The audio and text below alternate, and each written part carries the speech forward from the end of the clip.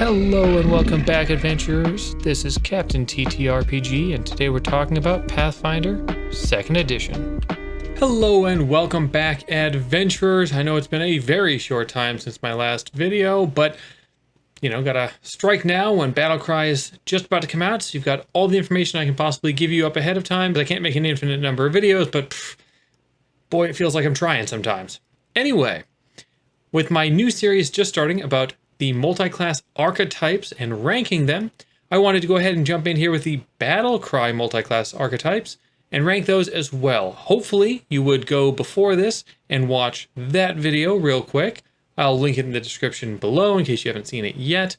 It did just come out, so hopefully you caught it. But if not, go check that out first and then come back here, because that will help, gives you some context for my rankings. But having said that, our rankings today are looking at the multi-class archetypes for the Commander and the Guardian, our new classes. But before we can actually rank them, let's talk about my criteria for ranking these archetypes. I'll try to keep this relatively quick for those who just watched that video because you just saw this, but an S is something that's easily applicable for all classes and builds, providing anybody benefits no matter who takes it. You gain the majority of the power, or at least a good solid chunk of the power of the features from the class. So good that it probably should be updated to reduce the amount of power. This should be rare if it ever comes up. And the class feats and or archetypes feats are also generally useful to take and don't railroad you down a certain build. It should also be very easy to access. An A archetype is one that is capable of being slotted into many classes, though it won't work for all of them. It offers up a decent amount of the power from the class, maybe not giving it all away. For a caster class, this goes beyond just having spellcaster benefits to really amp up the choice. There are also multiple solid feats that you can choose at early levels, and or solid archetype feats to where you could just ignore those class feats altogether. And again, it should be fairly easy to access, but we can give a little bit more on that for this. As far as a B, this will fit a fair number of classes and builds, but not usually even half of them. It offers up some of the benefits, but usually not the most critical aspects of the class, so it won't necessarily push the boundaries on what you could get from the class. By taking this, a full caster that doesn't offer much more than just spellcasting will end up here, because spellcasting as a benefit is just pretty solid. C, there is a downside to taking this archetype.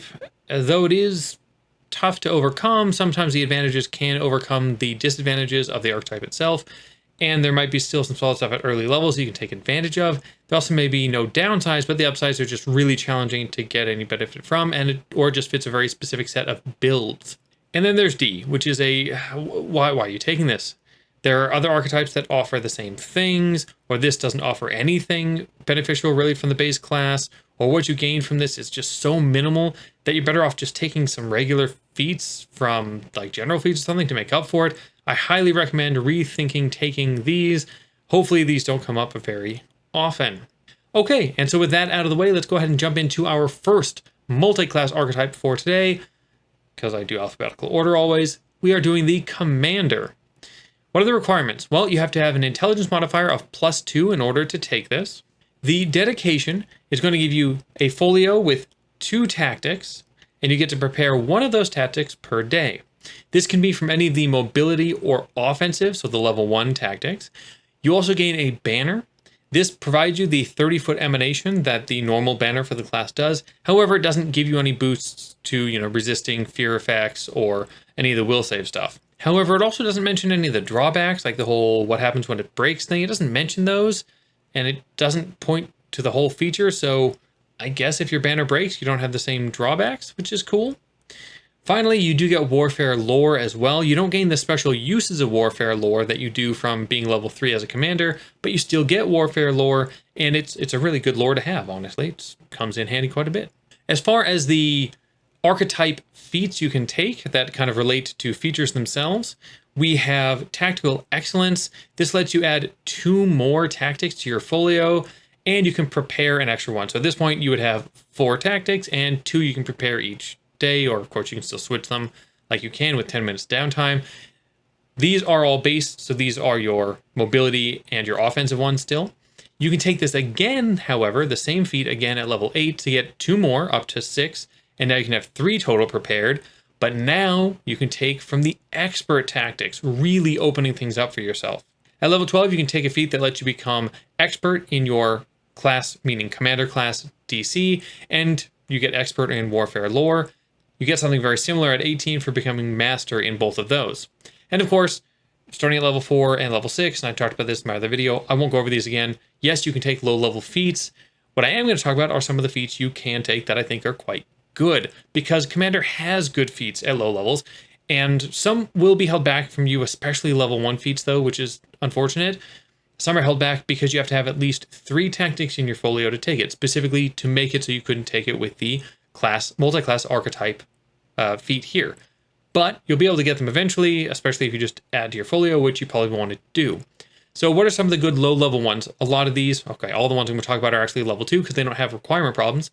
Adaptive Stratagem. This is a free action to swap one of your prepared tactics when you roll initiative. When you have very few tactics prepared, this can be a really critical feat to have. So when you're entering combat, you can say, well, I've only got 4 tactics. These 2, well, one of them's good, one of them doesn't fit. Boom, I'm going to swap it out. Could be really critical for meeting what you need for that specific combat. Then we have Guiding Shot. You make a ranged strike, and if you hit, you give a bonus to attack to the next ally to hit that target, which is nice. Then there's Setup Strike. This is for any type of strike. You go ahead and strike, and if you hit, you're going to set up the off-guard condition for that enemy for your next ally attack. So that's really nice as well, especially if you have a rogue in the group. But either way, those are nice ways to work in some teamwork. And then Tactical Expansion.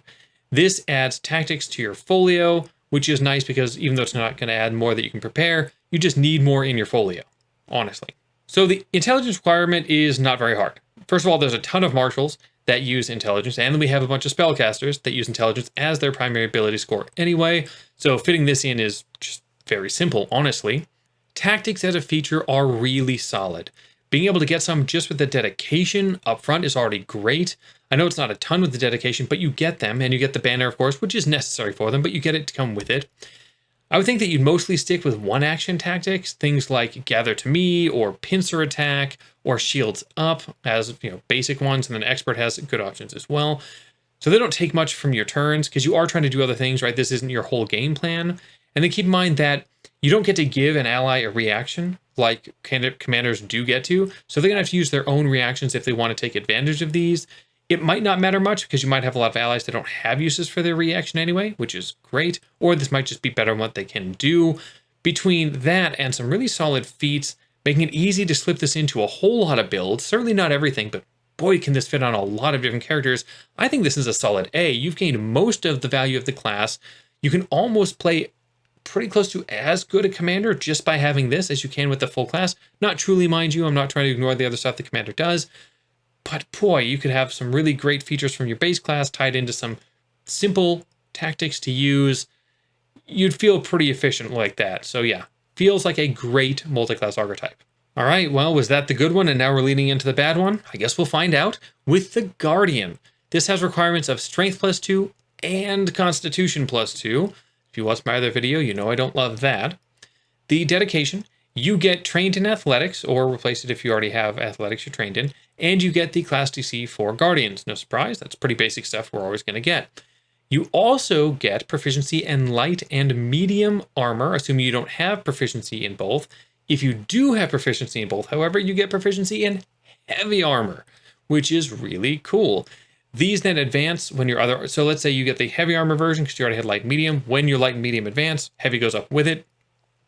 If you just have unarmored and you get the light and medium, those will advance at level 13 if, nothing else is happening to help advance your armor sooner than that. So you will still get some advancement. Finally, and this is the big one, I know I kind of saved it at the end, I probably should have led with it, but you get Taunt. The base class feature, Taunt. We'll talk a bit more about that later. As far as other feats you can take, you get Resiliency, which is available to a lot of marshals to give as a multi-class archetype feat. This will give you more hit points for every feat you take from the multi-class archetype, which is solid. You get 3 for every feat. And Black Barbarian, because you have a base of 12 hit points, this means that any class that gets a base number of hit points per level of 10 or less, they're going to be able to take this, which is everybody but the Barbarian.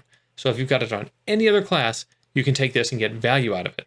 At 6, you gain the Intercept Attack. This is the reaction that normally you get at level 1 for being a Guardian, but this is really good. It means you can step in and take damage for an ally. Now you're just going to be able to step in and take it, and this is only once per 10 minutes for you, but it's still a really solid reaction. Then at level 8, you can actually kind of upgrade this a bit, where you get resistance, meaning half your level in resistance to physical damage, when you take damage stepping in for intercept attack. You don't get it all the time, but you do get it when you take the intercept attack reaction, which is still nice because you're not taking damage from what your ally would have taken. You're reducing overall damage for the party. Finally, at 12, if you are expert in fortitude saves, you can take this to become master in fortitude saves. And then we have the low-level feats, because, again, we need to talk about some of the really good low-level feats you can take. In this case, I think there's a lot more good low-level feats. So I'll just run through a few, because I think, boy, the number here is really high. First, we've got Defensive Advance, which I showed off in my gameplay video. This is 2 actions. You raise a shield, stride, and strike, all as a combo for 2 actions. If you're going to have a shield anyway, this is phenomenal. Long-distance taunt lets you basically taunt across the whole battlefield. Makes it easy to taunt those ranged characters or spellcasters to give them the debuff from it. Then you've got Shielding Taunt. This is just action compression. You raise a shield and taunt, all for 1 action. Again, really solid if you're going to have a shield. Taunting Strike. This is strike then taunt. And by the way, even if your strike misses, you still get to taunt. So this is, again, 2 in 1. You want to taunt anyway, so this is just good. And one that I didn't put in alphabetical order here, but Raise Haft. I bring this up because it's for a 2-hander. This lets you boost some of your defenses while holding a 2-handed weapon, which I think is nice if you want to go 2-handed builds with the class. By no means necessary for that, but it does give you a little better defense. The requirements here are rough. They're not terrible, but 2 in strength and 2 in con limits the number of classes that are going to be able to take this. However, that combo is still good for a lot of melee martials. You look across all the melee martials, and there are actually quite a few that don't have heavy armor, yet would like to have high strength and high constitution. Melee rangers, barbarians, exemplars, magi, ruffian rogues for that matter. They're all going to get value out of the boosted armor you get, plus they're going to want to taunt, plus they're going to want the strength and con anyway. So really you're not losing anything for those ones, and that's just the ones that I think are easy fits. There's other ones that, you can absolutely get strength and con of +2 on, that maybe aren't focused there. Then there's Taunt itself. This is a fantastic debuff with no save. It just works. You even manage to get access to the reaction that helps allies, take less damage, because again, you can take it probably, especially if you're gaining extra hit points from this. Once per 10 minute is kind of weak, but it's not terrible. It's usually once per combat in a lot of situations, which is probably enough, honestly, to feel good about it. I don't know that I would take the level 8 feat here. That gives you the resistance. If you were using the reaction every turn, that's one thing. But when you're getting a resistance of, say, 4 once every, 10 minutes for a whole feat, that just doesn't seem worth it. But that's just my personal opinion. If it worked all the time, obviously it'd be worth it. But it only works when you're doing the reaction. So I don't love that. But then we've got the actual low-level class feats. And I just talked about really low level, like level 1 and 2 feats that you can take immediately at level 4 with the archetype. They're already really solid feats. So much action compression. They can really help on a lot of builds, putting a lot together that you want to do. Oftentimes, let's be honest, if you are a sword and board build, it can be a huge burden for you to raise a shield. This can help take a lot of that away for you. And then for classes that never get expert in fortitude saves, you can get that. Now, I will be honest, while there are 13 classes in the game that don't get beyond expert in fortitude saves, only one of them is in that list I gave you earlier of like melee classes that want strength and con, and that's just the rogue. A lot of the classes that won't get past expert are spellcasters. Not that you couldn't take this on a spellcaster, but I don't know that it's a great fit for a lot of those. When all said and done, having the amazing taunt, getting boosted armor, depending on your character, I guess all characters pretty much, any martial that's going to lean into strength is going to like this. It's going to fit their build. They're going to get value out of it. So no, this isn't a worse option. Actually, they're both going to get A's from me. Looking across all of the ones I've already done, and yes, I've done more than what you're seeing, even if you watch that first video, because I've done out to at least through the second video, maybe the third by now. I have to think about that. Either way, this is another really solid multi-class archetype I would want to use quite a bit. It is more restrictive than I would like on the requirements. Having the strength and con is a little much. Having said that, it might be too strong if it only had one or the other. So I think it might be okay. I think that's actually trying to keep it in a good place. Well, I didn't expect to give both an A coming into this, but here we are. What do you think? Did I overrate these, especially compared to the other ones? Maybe I underrated them, possibly? Or maybe I missed something really critical that changes the rating, because I do that, as you've been pointing out with my Battlecry videos. Thank you. I miss things. It happens. A lot to me. Give me your thoughts in the comments below, and as always, adventure on.